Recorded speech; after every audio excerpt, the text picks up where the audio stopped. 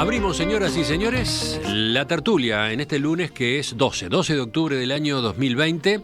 Estamos en feriado, estamos completando el fin de semana largo para muchos. Estamos con Teresa Herrera. Buen día. Buen día, ¿qué tal, Emiliano? Compañeros de mesa, audiencia. Te veo bien, te escucho un poquito bajo. A ver si puedes hablar más fuerte. A ver ahora. Ahí está mejor, ahí está mejor. ¿Qué más? Sigo con los saludos. Voy a Martín Bueno. ¿Cómo te va, Martín? Buen día, Emiliano. Buen día a los compañeros. Sigo, estoy con Fernando Isabela, que participó la semana pasada por primera vez y ahora vuelve a acompañarnos. Fernando, buen día. Buen día, ¿qué tal? ¿Cómo están? Y por último, el saludo va para Agustín Iturralde. ¿Qué tal, Agustín? Buen día.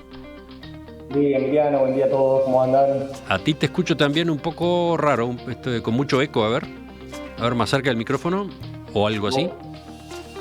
Hola. Ahora pruebo a cambiar el micrófono, capaz. Sí, se te entiende, pero sería mejor que la toma de sonido fuera más cercana. Hace tiempo que no te teníamos, Agustín, por cuestiones de horarios, ¿no? De días de la semana. Un gusto reencontrarte, entonces. Las clases me están complicando un poquito. Bueno, vamos al primer tema. No viene mal tener dos economistas en esta mesa, ¿eh? Fernando y Agustín. Vamos a hablar de presupuesto.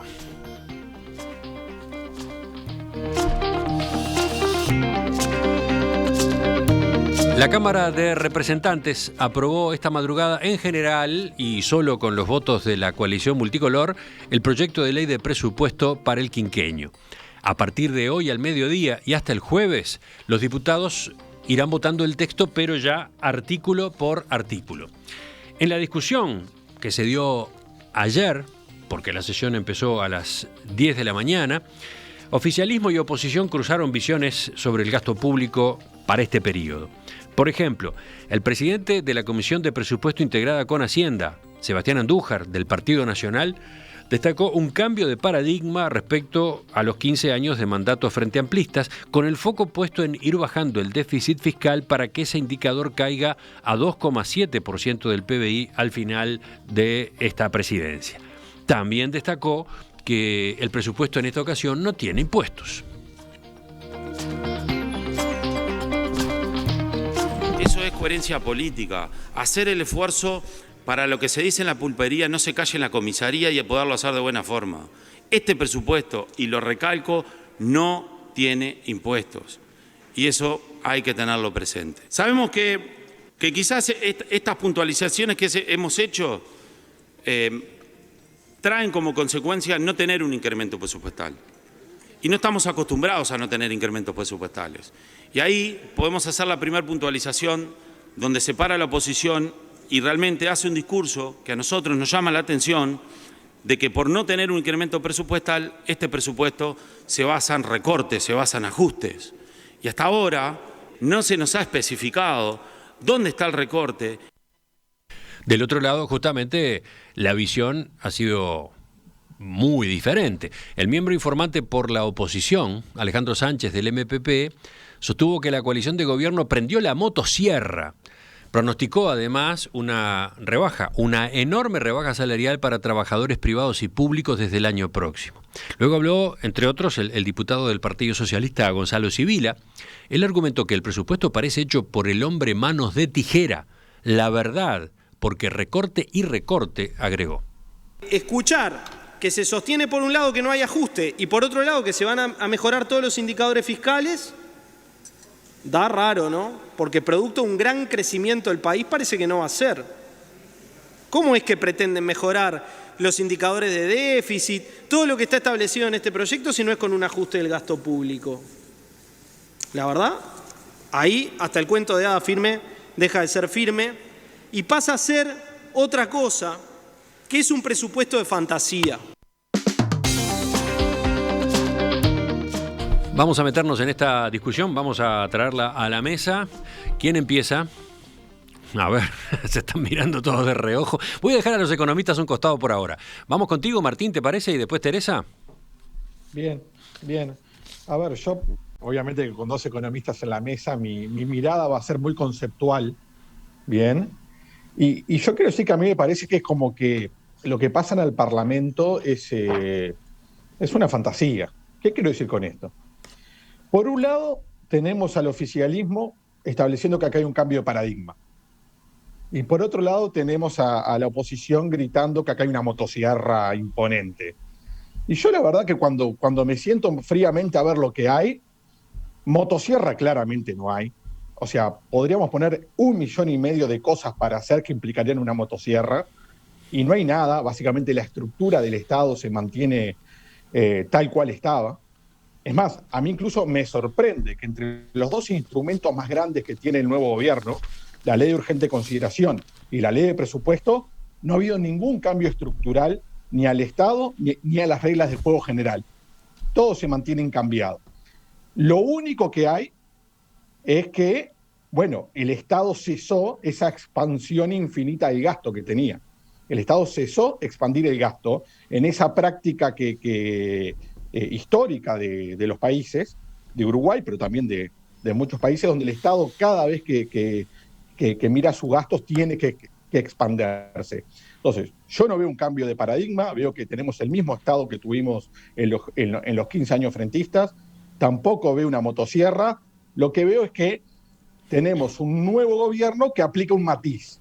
Un matiz, es un matiz. ¿Cuál es el matiz? Bueno, dejar ese desenfreno de expansión del gasto. Así que lo calificás nada más que como un matiz, ¿eh? Bueno, dentro de un rato tendremos otras posiciones, me imagino, otras visiones. Pero, Teresa, ¿tú qué decís? Bueno, yo en realidad bueno, la ley de presupuesto es una de las leyes más complicadas, ¿verdad? Y más complejas. En realidad, opinar sobre una ley de presupuesto en su conjunto es prácticamente imposible, aunque seas economista, perdón, pero porque realmente tiene tantas aristas y tantas facetas que es complicado.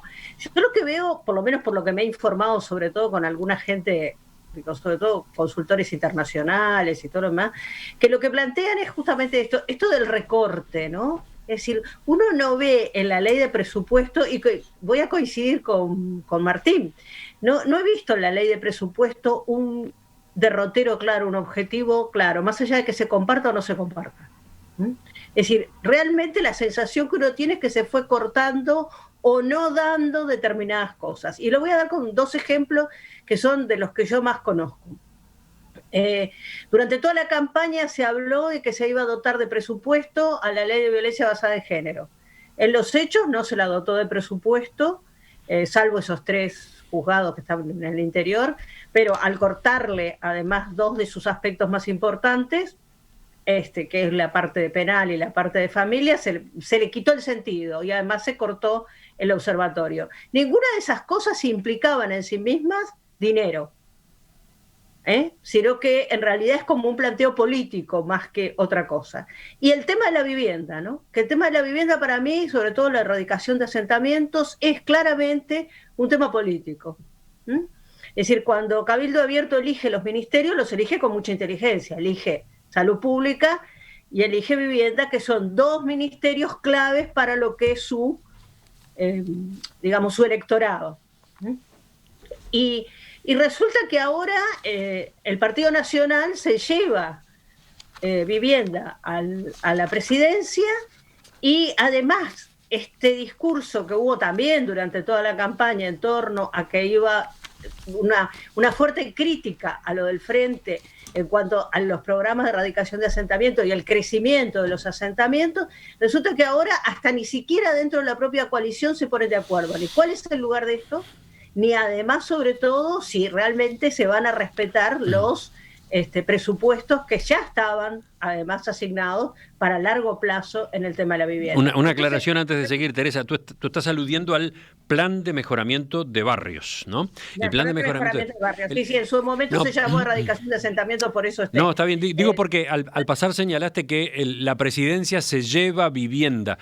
No es todo el Ministerio de Vivienda. No se lleva Vivienda, sino se lleva el plan, plan... Se lleva este plan en concreto, que además era el buque insignia, digamos, de la campaña electoral, y que Cabildo lo había tomado claramente como para decir, bueno, yo lo que voy a hacer durante esta etapa es el tema de la vivienda, como todo el tema de los realojos y todo lo demás, como una forma de hacer una política concreta que no se notara, que se viera y que mejorara condiciones de vida, ¿no? Sí, sí, Es este decir, tema está generando un cortocircuito adentro de la coalición de gobierno, todavía no se resolvió, quizás esta misma semana tengamos alguna alternativa, ¿no? Claro, porque lo que pasa es que yo creo que el presupuesto en sí mismo hay que hacerle una doble lectura, siempre hay que hacer una lectura. Lo económico no está aislado, sino que acá hay intereses políticos concretos que están detrás de este presupuesto. A mí lo que me resulta difícil, insisto, igual es esto de, bueno, ver cuáles son el objetivo final de este presupuesto. Parece ser que son como cosas salpicadas que no terminan de concretarse en un objetivo compartible o no, pero en una política pública y un proyecto de país. Bueno, llegó el turno de los economistas. Agustín, ¿vas tú primero? Bueno, a ver, un poco, yo lo que creo que ayer vimos, primero, una primera sorpresa, no sorpresa, porque creo que es esperable, es muy pocos legisladores manejando números ayer, ¿no? Fue realmente la discusión del proyecto en general y los diputados se lo tomaron como tal. Discutieron el proyecto en general, creo que es el momento en el que casi todos los legisladores se sienten cómodos de participar porque es muy fácil como viendo por dónde van los tiros de mi coalición, de mi partido, tratar de armar un discurso amoldado que me quede bien.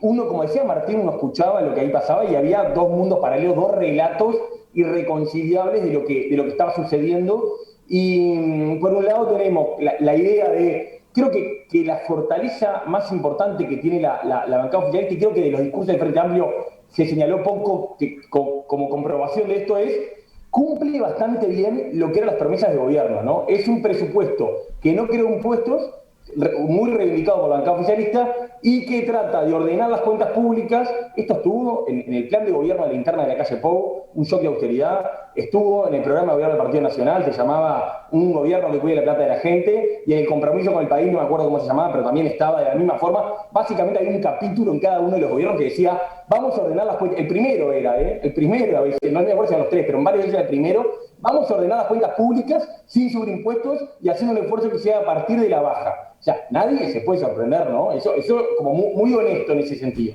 Y ahí la duda, que creo por ahí estaba como el relato. Del lado del Frente Amplio, que el señalamiento mucho más enfocado en donde hay baja del gasto, claramente para el primer año sobre todo, creo que hay como dos cosas grandes que el Frente Amplio señaló, que son ciertas. Hay un ahorro del primer año que se espera que venga de dos fuentes. Por un lado, una leve caída del salario real de los funcionarios públicos, con esta misma idea de que, bueno, el sector privado ya hizo su esfuerzo, va a haber una caída del salario real de los funcionarios públicos el año que viene. Sí, el presupuesto prevé que se recupere a lo largo del tiempo. Pero eso está ahí, el Frente Amplio lo señala y hace bien, es su rol.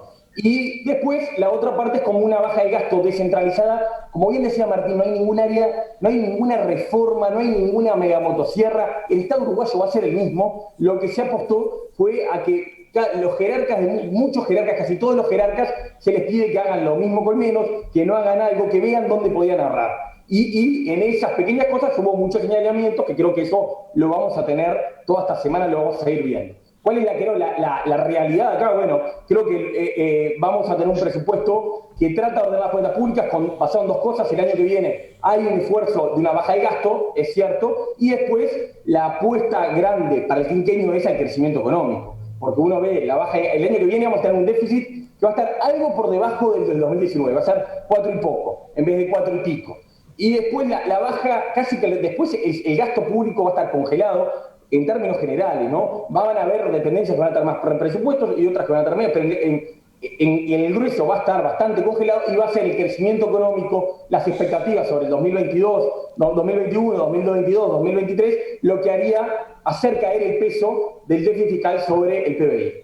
Vamos ahora con Fernando, el otro economista, no sé si los oyentes lo registran, es la segunda vez que participa en nuestras tertulias, pero bueno, tiene su experiencia de gobierno, él es magíster en economía, fue director de planificación de la OPP, ahora no más, en el segundo gobierno del doctor Tabaré Vázquez. Fernando. Bueno, a ver, Empezando por los acuerdos, digamos, para empezar por tendiendo algún puente. En efecto, es un presupuesto acorde a un proyecto político distinto, al proyecto político de la coalición de gobierno, que además en sus trazos fundamentales, es verdad, fue largamente anunciado en la campaña. Todos se acordarán, los 900 millones de dólares de rebaja, la austeridad, todo esto que es cierto que fue anunciado. Entonces, en ese sentido, creo que el gobierno tiene toda la legitimidad para impulsar ese presupuesto. En segunda instancia, me parece que, a diferencia de lo que decía Martín, entiendo que hay cambios muy fuertes, en doble sentido. Primero, en los montos totales. Hay una baja muy importante de gasto público prevista. Hoy escuchaba al diputado Andújar que preguntaba dónde está el ajuste, dónde está el recorte. Le diría que hable con el presidente, porque el presidente sigue diciendo que hay recortes, y si no, que vaya a la página 55 de la exposición de motivos, donde hay un cuadro donde está muy claramente expresado dónde está el ajuste. Y el ajuste, si sumamos la baja de salarios, jubilaciones e inversión pública, ahí están los 2/3 del ajuste que prevé el gobierno. Salarios, jubilaciones e inversión pública. Entonces, hay un primer sentido de cambio, de transformación, es un presupuesto de ajuste, claramente. En segundo sentido, hay un cambio muy grande en las prioridades, porque más allá de eso, bueno, hay áreas que se priorizan y se le dan más recursos y otras que se les recorta más fuertemente, ¿no? Y ahí hay una diferencia muy grande. Que en un marco general de austeridad, de presupuesto de ajuste, ¿qué se prioriza? Se prioriza defensa, ¿sí? Con aumento de salarios y sobre todo creación de más cargos jerárquicos de generales y demás, y se priorizan los salarios de algunos jerarcas públicos, ¿no? Con aumentos, los presidentes de los entes al final salió, pero también... Sí, esa es una disposición que estaba incluida y que se decidió retirar ahora. Exacto, en las negociaciones de la semana pasada dentro de la propia coalición de gobierno. Se entendió que era algo necesario, pero inconveniente, inoportuno, ¿no? Exactamente, creo que con buen tino los legisladores de la coalición al final resolvieron sacarlos, pero se siguen aumentando a varios otros jerarcas públicos y creando un montón, unos cuantos cargos, a pesar de que no se iban a crear cargos, ¿no? Entonces, esa es la segunda diferencia. Una es ajuste y otra es las prioridades son prioridades totalmente distintas a lo que fueron en los 15 años anteriores. Hay un segundo tema que a mí me parece fundamental y creo que va en el sentido de lo que decía Teresa. No hay ningún plan, es decir, más allá de la baja del gasto público, no hay ningún plan de cómo se va a recuperar el crecimiento. Hay simplemente una confianza ideológica que bajar el gasto va a generar crecimiento y expansión, aumento de las exportaciones y de la inversión. Pero no está nada previsto en ese sentido. Y quiero decir una cosa más. Este presupuesto tiene algunos problemas técnicos gruesos, no respeta algunas relaciones económicas fundamentales. Me parece que eso es un tema grave. Si uno ¿Qué es eso? Perdón. Bueno, esto está en varios sentidos. Gabriela Mordecki, la exdirectora del Instituto de Economía, lo ha planteado en varias instancias, que hay problemas técnicos graves en la construcción del presupuesto. Por ejemplo, el Producto Bruto va a crecer al 3,5% promedio en los próximos años, las importaciones prácticamente no crecen, lo cual demuestra, eso es un tema importante en términos del cierre económico, eso demuestra una ignorancia grave de cómo funciona la economía uruguaya, que se sabe que en Uruguay por cada punto que crece el producto, las importaciones crecen casi 2 puntos por nuestra estructura productiva, por el hecho de que las industrias dependen de insumos importados, en fin. Cuando uno mira un crecimiento del 3,5% promedio anual, ¿no? Y se sabe, una regla económica fundamental es, si crece el producto, tiene que crecer la fuente de la demanda, es decir, aumenta la producción, alguien tiene que comprar esa producción. La fuente de la demanda son consumo, inversión, gasto público, exportaciones. El consumo claramente no va a aumentar porque los salarios caen y las jubilaciones caen, eso es el 70% de la demanda, así que ya ahí es dudoso que vaya a crecer. Las exportaciones sería muy raro que crezcan porque el tipo de cambio real, por lo que está previsto, no va a crecer. Y quienes hoy están en el gobierno pasaron muchos años diciendo que el Uruguay tenía un atraso cambiario muy importante que le impedía competir. O sea que eso se va a mantener. El gasto público se reduce. Entonces, la única fuente que podría explicar el crecimiento es la inversión, pero es imposible que la inversión crezca a una tasa tal que crezca el producto del 3,5% anual. Es decir, creo que hay problemas graves ahí, pero sobre todo que demuestra que no hay un plan. Más allá de bajar el gasto público, no hay un plan de cómo el país va a entrar en una senda de desarrollo. Vamos a ver si solucionamos después algún problemita que tenemos con tu sonido, Fernando. Se entendió lo que decías, pero con dificultades. Capaz que este es el momento de volver a Agustín, ya que el enfoque de Fernando fue tan económico, obviamente, y con unos cuestionamientos muy directos. Agustín, ¿vamos contigo de nuevo ahora? No, yo no, dale, gracias. Yo a ver, creo que algunas de las cosas que dice Fernando son compartibles y no tengo dudas que en el presupuesto tiene algún problema técnico para solucionar. Creo, un par de comentarios sobre lo que dijo Fernando. A ver, me parece que si hablamos de las prioridades, no podemos agarrarnos con la suba del salario de los directores de tal ministerio, que obviamente no mueve la aguja, lo sabemos todos que no mueve la aguja, o sea, por ahí no están las prioridades. Es un buen elemento para hacer política. Claro, y me parece bien que la oposición pegue ahí, y me parece bien a mí, y me parece bien que la coalición haya achicado y haya sacado algo que era inoportuno. Ahora, no son las prioridades presupuestales, vamos. Eso es política, eso es política, decir que hay prioridades presupuestales. Después, creo que sí, creo que el presupuesto hace una apuesta por el crecimiento ambiciosa. Nosotros debemos decir que es moderadamente optimista, y a ver, retomo una cosa que decían Teresa y Fernando, que yo la comparto. Creo que la caída de este año y el crecimiento del 2022 del 21 que plantea el presupuesto es, en términos razonables, más o menos alineado con lo que plantean los analistas privados. Un poco más optimista, pero el grueso es lo que se proyecta. Yo creo que el tema va a estar a partir del 2022, a ver si es verdad que podemos crecer como lo que plantea el presupuesto, y ahí lo que yo creo que, y comparto, creo que parte del espíritu, no en algunas cosas, pero el espíritu de lo que está diciendo Fernando y Teresa, para crecer así hay que hacer cosas. No vamos a crecer al 3,5 flotando. Eso no va a pasar. Hay que hacer cosas. ¿Qué hay que hacer? Hay que destrabar la inserción internacional, hay que destrabar temas de competitividad trancadísimos, hay regulación de mercados que sistemáticamente nos dan mal en cualquier índice internacional, hay temas de infraestructura que hay que solucionar para abaratar costos de logística. Si Uruguay quiere tener costos de país desarrollado, tiene que tener productividad de país desarrollado. Hoy Uruguay está a mitad de camino, está lo que se llama a veces, la literatura llama la trampa del ingreso medio.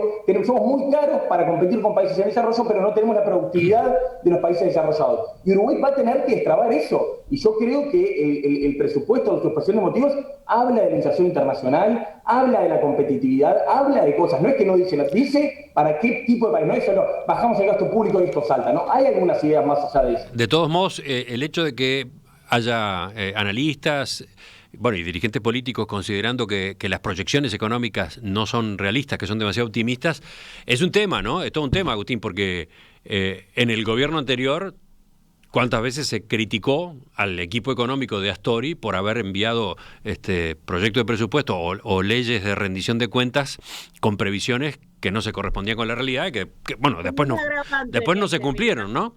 Después no se cumplieron. Después no se cumplieron y eso derivó en que, bueno, las cuentas se desacomodaran como se desacomodaron, ¿no? El gobierno anterior le erró todo el periodo, cada rendición de cuentas le erró cuál iba a ser el déficit, y es verdad. Si le erra, creo que va a haber que caerle de la misma forma. Está arrancando y arranca con una cosa ambiciosa, razonablemente ambiciosa. Decir que vamos a crecer al 3,5, no hay nada que está fuera yo estoy seguro que Uruguay no va a crecer así sin hacer nada. Eso lo comparto con Fernando. Teresa, hay deberes para hacer para eso. Supongo que Fernando quiere volver, pero Teresa, ¿qué agregabas tú? Yo lo que quería agregar es que con el agravante de que si bien durante una etapa previa se habló de que la economista Arbeleche leía Keynes, la verdad que yo estoy buscando dónde está la visión keynesiana en este presupuesto, porque la fantasía, perdón, pero para mí es una fantasía, el hecho de que si hay crecimiento económico se produce el derrame. Si eso fuera así, en el mundo actual no habría un 1% de la población mundial que tiene más del 60% del ingreso del mundo. Es decir, no es cierto que el crecimiento económico derrama alegremente y solidariamente sobre el resto de la gente, sobre todo en un mundo como el actual, donde además los crecimientos económicos y las grandes empresas que están creciendo en el mundo, crecen no solo de forma utilizando mano de obra, etcétera, etcétera, sino que cada vez más con esto del cambio del mercado del empleo, cada vez más se utiliza menos mano de obra, menos personas, y cada vez más las empresas son virtuales prácticamente. Entonces, el pensar que solo por el crecimiento, que también no está claro por dónde va a aparecer, porque yo, mientras ustedes hablaban, pensaba, por ejemplo, cómo se cayó totalmente la posibilidad del acuerdo con la con la Comunidad Europea, y se cae el acuerdo con la Comunidad Europea por cómo están quemando los bosques. Más allá de que alguien puede decir que eso es una lectura o una excusa, ¿no? Una excusa para proteger a los agricultores de Europa. Pero independientemente de eso, vivimos en un mundo mucho más complejo que decir tan sencillamente, bueno, si crece, se desparrama. No, porque por lo menos la experiencia del mundo actual es exactamente la contraria. Vamos con Martín. A ver, yo escuchaba atentamente a Fernando y Agustín y ratifica mi idea, ¿no? O sea, tuvimos un cambio de gobierno después de 15 años frentistas y básicamente el Uruguay, ¿tá? Y el Estado uruguayo tiene vida propia. Hay componentes culturales que hace imposible generar reformas estructurales que nadie se anima a meterse, ¿tá? El matiz que yo digo del ajuste, porque es real que el gobierno está haciendo un ajuste, que yo lo pongo como matiz, ¿tá? Es un matiz bien importante. Digo, a ver, hay que decirlo. No nos metemos en nada estructural, dejamos de gastar algo de dinero, nos achicamos, ¿por qué? Porque si no el ajuste lo hace el mercado y terminamos como Argentina. Digo, un gasto desenfrenado, un gasto sin medida durante décadas, terminamos en Argentina, que hoy los hermanos argentinos están ganando, no sé, pobres están ganando 2 pesos, porque el mercado te hace el ajuste. Acá el ajuste parecería que lo quiere hacer la política, y eso está bien. Es la política quien tiene que hacer el ajuste en las instituciones, y no el mercado a rajatabla igual para todo el mundo. ¿Bien? Eso era algo que me parecía muy importante, digo, pero el matiz es importante. Y después quería además poner una perlita del Parlamento. Gerardo Núñez, el diputado Gerardo Núñez, decía que las transnacionales están frotando las manos por la eventual desmonopolización de las naftas que se van a vender en el puerto. Y realmente es no hablar en serio. A ninguna transnacional se está frotando las manos por vender 3 litros de nafta más o menos en un puerto de Uruguay donde hay un solo barco. O sea, somos 3 millones de habitantes, somos muy pocos, a nadie le interesa. Ojalá alguna multinacional le interese venir. O sea, el problema nuestro no es que las transnacionales nos quieren copar. El problema es que las transnacionales ni nos miran para venir. ¿Bien? Y ahí un poquito lo que decía Agustín, que yo me siento muy identificado. ¿Qué estamos haciendo para que pasen cosas? Bueno, en el final, una intervención más de los economistas. Ahí está, Fernando primero y Agustín después. Espero que podamos escucharlo mejor. Fernando. A ver, Fernando, que se supone que te tenemos por teléfono para que se escuche mejor. Hola. Ahora sí, dale. Sí. No, ahora estoy por teléfono. Dale.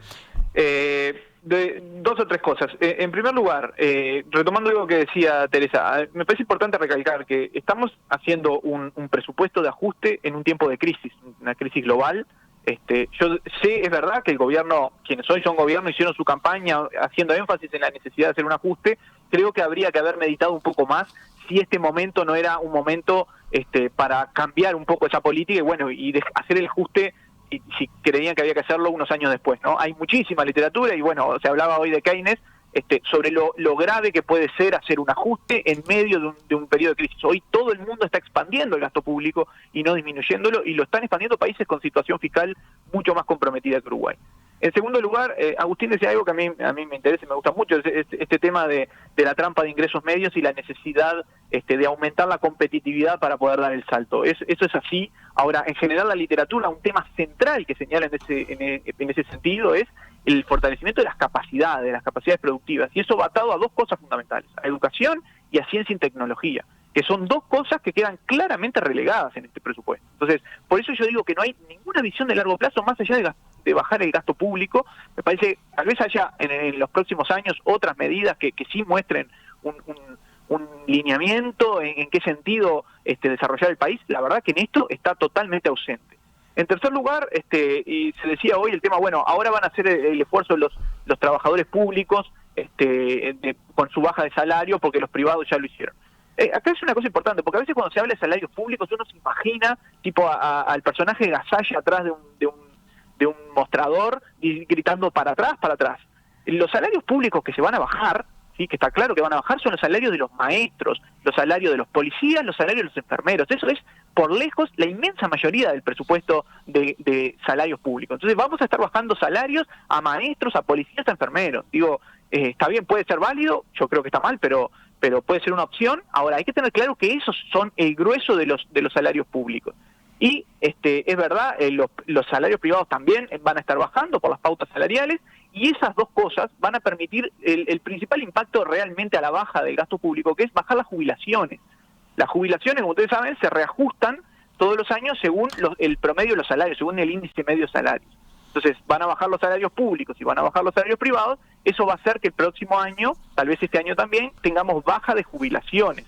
Y claro, eso sí tiene un impacto muy fuerte en términos fiscales. Y ahí el gobierno va a ahorrar recursos importantes. Ahora, que quede claro de dónde se van a ahorrar recursos, de salarios y de jubilación. Agustín, tenés la pelota picando para el remate. A ver, está claro que la discusión va a seguir un buen rato, que tiene para varios días, pero por lo menos una última respuesta tuya. No, es interesante y perdón con colega porque tengo un enorme respeto intelectual. Un par de comentarios. Más cerca del micrófono, si es posible, Agustín. A ver. Sí. A ver, creo que lo que está pasando también, ¿cuál era la alternativa, no? Porque acá estamos discutiendo sobre esto y está muy bien que discutamos y está muy bien que le cobren todas las facturas a los que están gobernando, porque para eso están. Ahora, ¿cuál es la alternativa? ¿Qué es lo que estoy diciendo? Cuando llegamos a una situación como la que llegamos, todas las alternativas son malas. No hay alternativas buenas. Cuando llegamos a una crisis global como la que llegamos, con un déficit fiscal como el que llegamos, cualquier alternativa es mala. Cualquier alternativa implique, sea que yo me la voy a jugar a seguir endeudándome y patear para adelante, ir hasta el déficit, no sé hasta cuándo, hasta el 8, hasta el 9, hasta el 10, hasta dónde creen que era razonable ir. Fitch la semana pasada nos ratificó la nota con un tremendo rezongo. Cuando uno lee el informe de Fitch, básicamente critica al gobierno actual, que dice que tiene dudas de a ver si van a poder concretar lo que plantea el presupuesto, pero básicamente es un acto, lo que dice Fitch es que dice Uruguay realmente está en problemas, realmente es muy dudoso que Uruguay pueda poner en sostenibilidad su deuda pública. Tenemos un problema, o sea, la alternativa no queda nada clara cuál era. Cuando dicen, no había ser keynesiano, vamos a tener un déficit de 6 y pico este año, 6 y pico, o sea, lo dejamos irse casi 2 puntos más de donde ya estaba, 2 puntos más de donde ya estaba, que ya estaba muy alto. Entonces, por ahí es que yo digo, bueno, a ver, está bien, y tenemos, no me gusta volver a usar esto como muletilla, pero creo que es inevitable no hablar de Argentina. O sea, cuando hablamos de la sostenibilidad de las cuentas públicas, que es crudísimo, cruel, es economicista, estamos hablando de la sostenibilidad de las políticas públicas. Y cuando el ajuste no lo hacen los gobiernos, lo hace el mercado, y ahí sí, le pasa por arriba a la gente. Tira a millones para abajo de la línea de pobreza. No es un ajuste de 3% medido para aquel, para allá. No, es 50% de la gente abajo de la pobreza, es lo que va a terminar el año Argentina. Gracias a los cuatro, gracias, porque hicieron un esfuerzo por condensar en estos pocos minutos un primer abordaje, bueno, o un nuevo abordaje, porque ya tuvimos también en otras tertulias del presupuesto que aún tiene un trecho, ¿no?, en su trámite parlamentario. Vamos a ir siguiéndolo de cerca. Ahora les propongo que cambiemos de tema.